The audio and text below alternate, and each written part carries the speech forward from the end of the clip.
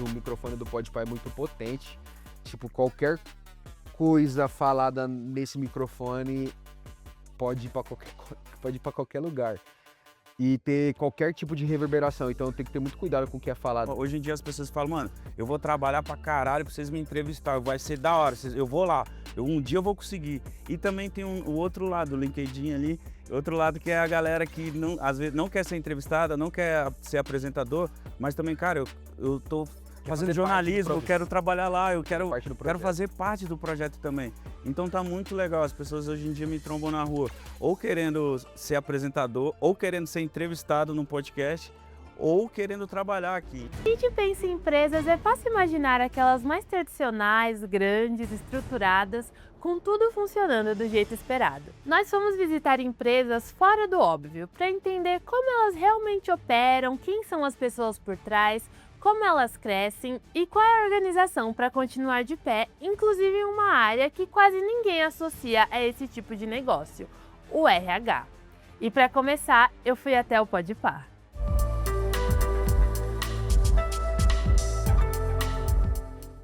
Hoje, eles são um dos maiores fenômenos da internet brasileira, mas tudo começou de um jeito bem mais simples. Durante a pandemia, com 2 amigos, sem estúdio e com uma ideia que parecia até despretensiosa. Só que o que nasceu ali não ficou só no conteúdo, porque quando você olha de perto, o Podpah não é só um podcast. É uma empresa, e não qualquer empresa, um ecossistema inteiro que conecta conteúdo, marcas, produtos e novas frentes de negócio o tempo todo. Igão, vamos fazer esse podcast. Se E aí, dá se dá 50 mil views. Se dá 50 mil views os episódios e se der 2 a 4 mil reais pra cada um, mano, pra complementar a nossa renda, a gente faz algo que a gente... Estouramos. Igão, a gente precisa dar comida, a gente precisa dar bebida pros nossos convidados, só que a gente não tinha dinheiro. Aí, Igão, vamos na água.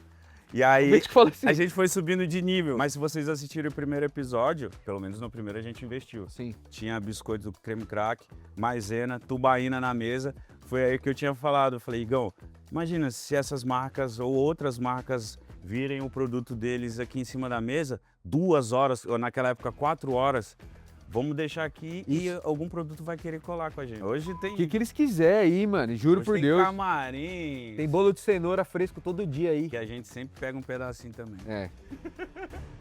Essa conversa descontraída, com comes e bebes garantido, além de um público isolado em casa, fez do Podpah um sucesso imediato. 5 anos depois, são 30 milhões de seguidores, vídeos que já acumulam 3 bilhões de visualizações, e o podcast, que começou tudo isso, é apenas uma parte da operação.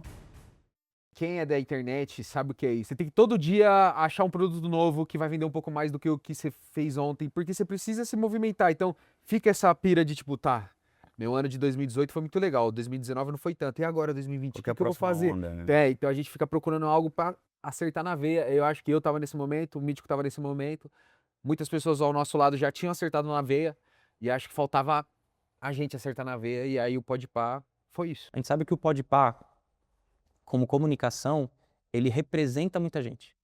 Ele faz parte de uma mudança da comunicação brasileira, que foi a descentralização da comunicação, e o Podpah faz parte desse movimento. Principalmente na figura do Igor e do Mítico, que trouxeram pra gente um modelo de comunicação muito popular, com uma linguagem muito simples, ao mesmo tempo muito profunda. De entrevistas que você via antes por profissionais extremamente qualificados na TV, entrevistas muito profundas, para também um outro formato de entrevista de um papo muito mais leve, onde você vai mostrar o lado pessoa física da pessoa jurídica que está ali sentada, por exemplo.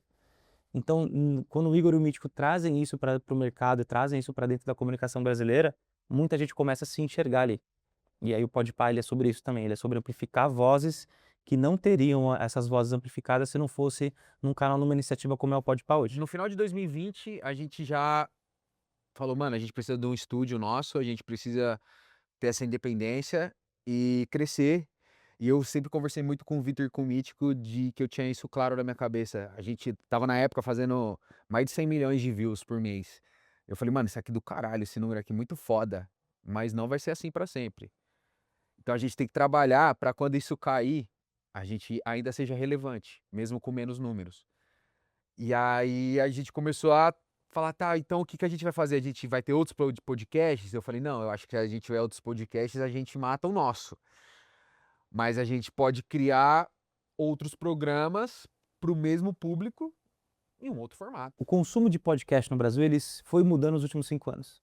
Durante a pandemia, obviamente, o volume de consumo era muito maior, porque as pessoas estavam presas em casa, etc.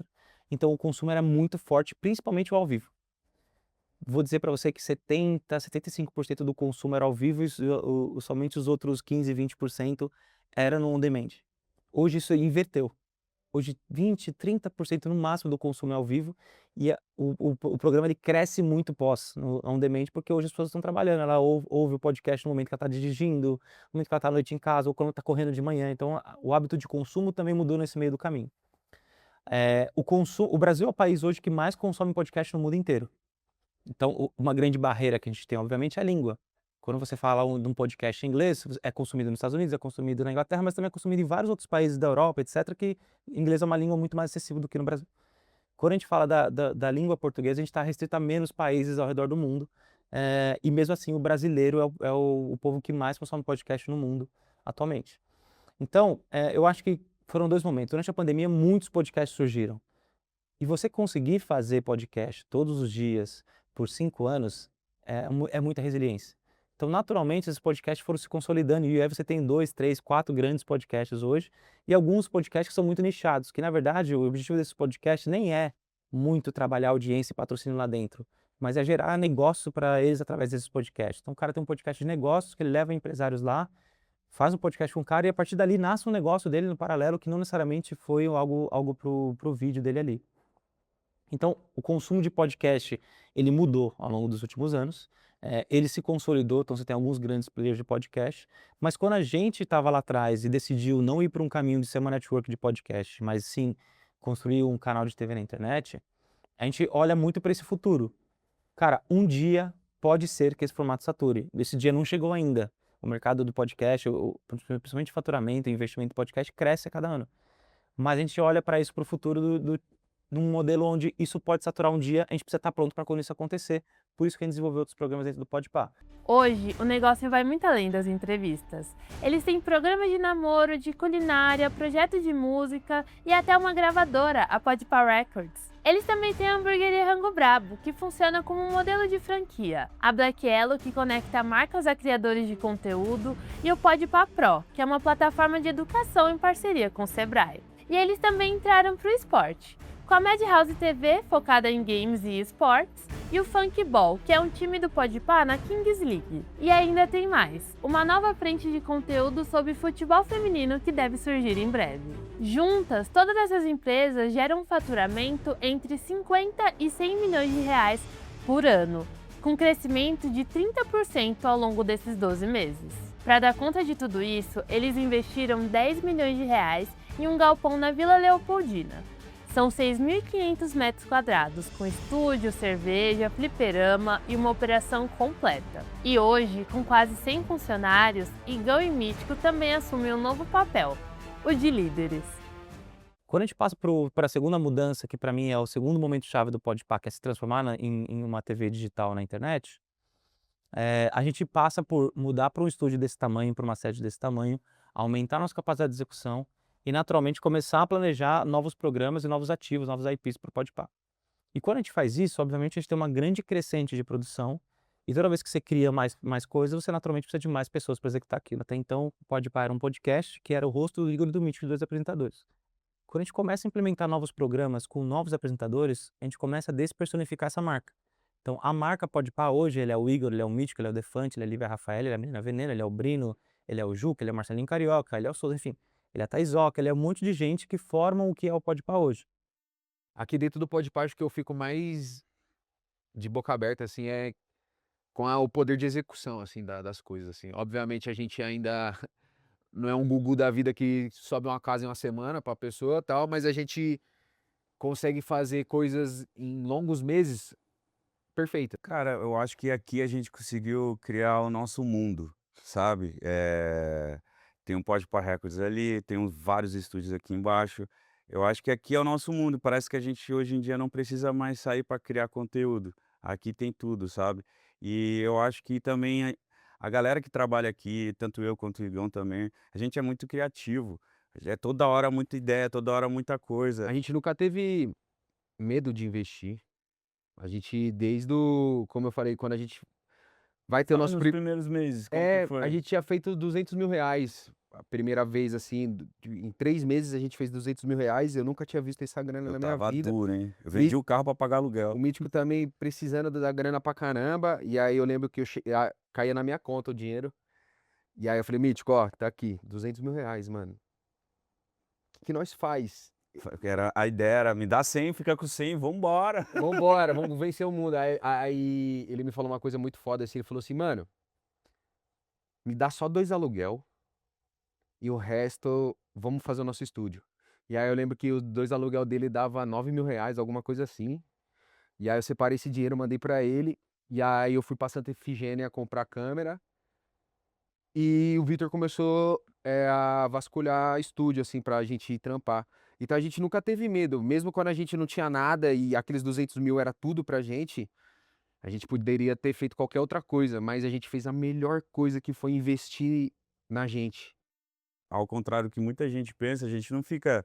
A gente só não trabalha só no podcast. A gente está aqui de tarde o dia inteiro, reunião, 300 reuniões, De segunda a sexta. segunda e a sexta. Emicida lançou, a gente estava falando, Nacional. lançou e Quer vir aqui? Kevin. Então a gente já está pensando, cara, então vamos começar a pautar, e vamos falar do CD dele meia hora, depois vamos falar sobre o quê? Então a gente também, antes do convidado, a gente tem o Gabriel, a gente tem nossos roteiristas, que a gente bate roteiro, vem sabendo das atualizações da vida dele, vamos falar das faixas da música, vem com fofoca, vem com coisas a mais para agregar nesse papo, que é 2 horas, A cara. galera tende a usar isso aí pra, talvez, Diminuir nós. nos diminuir, mas isso só nos engrandece, porque é isso aí, eu tá assim, que faz o Emicida também fazer assim. Essa é a maior dádiva do Podpah.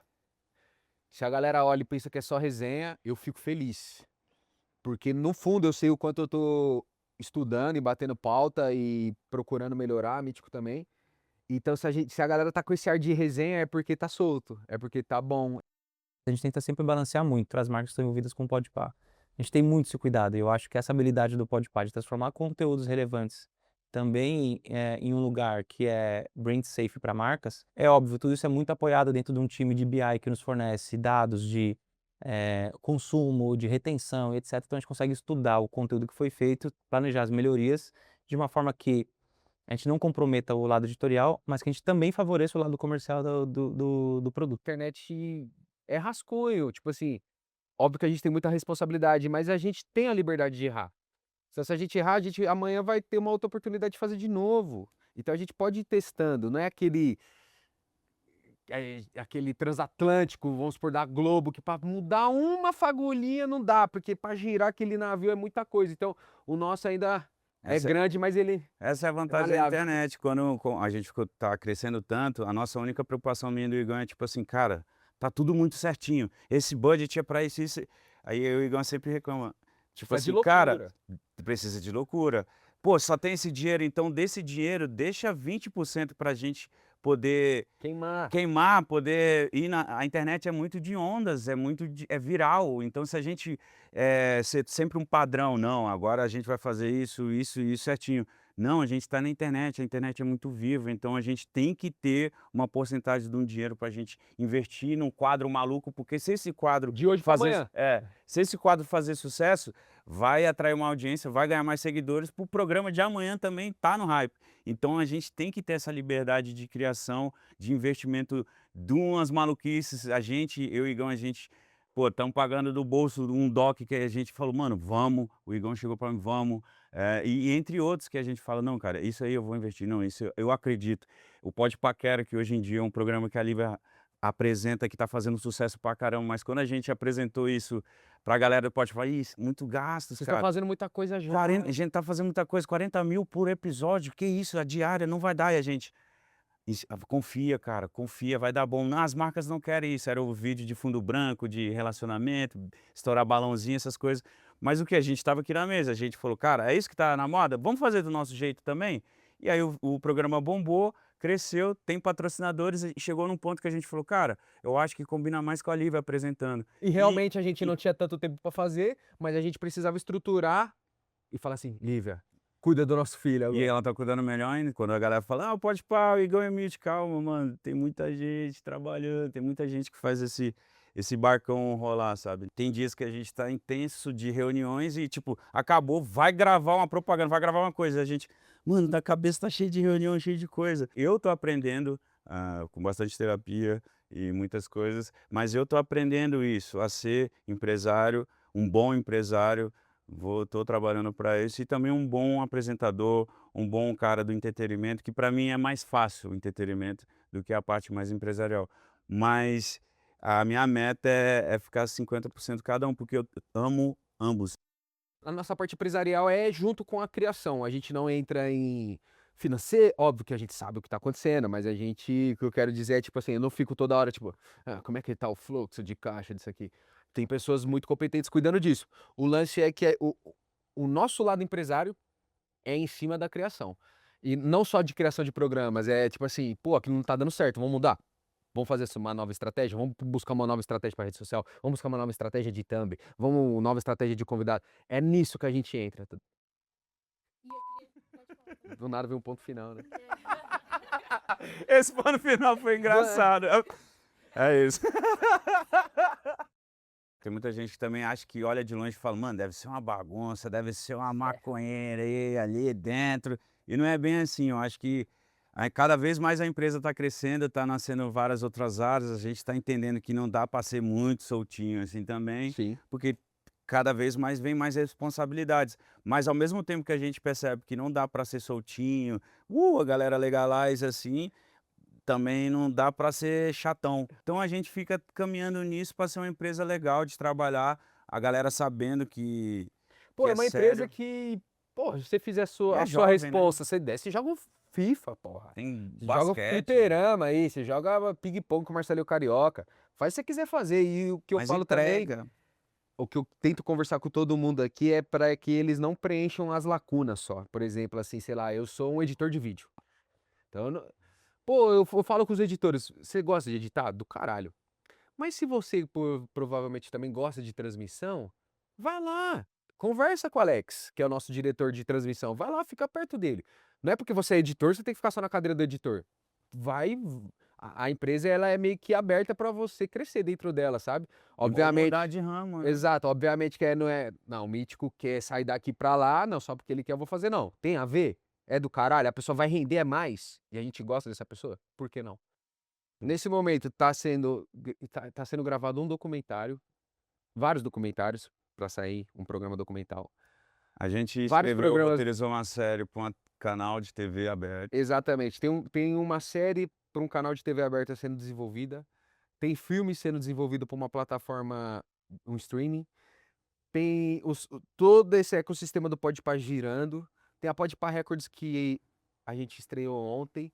Então tem muita coisa acontecendo. Então, E tudo vem dessa roupa, observação. collab, óculos. A gente lançou óculos com a Oakley e outras collabs que a gente faz, mas tudo isso vem de uma visão que a gente tem, tipo, cara, ninguém tá fazendo isso, calma aí, vamos fazer isso. O foco é sempre estar olhando para a juventude, pô. Acho que quando você também não traz para perto uma Lívia Rafaele, sabe? Que é uma pessoa que tá bombando muito, assim, você não fica perto da juventude ali, eu acho que a tendência é isso ir morrendo aos poucos. Porque é aquilo, né? Eu não posso acreditar que o Podpah vai se estruturar para sempre só dependendo da minha imagem e do Mítico, entendeu? Cansa, a galera cansa da gente. A gente entrou em tantas polêmicas, tantas coisas. Então nós tá dando tempo deles cansar.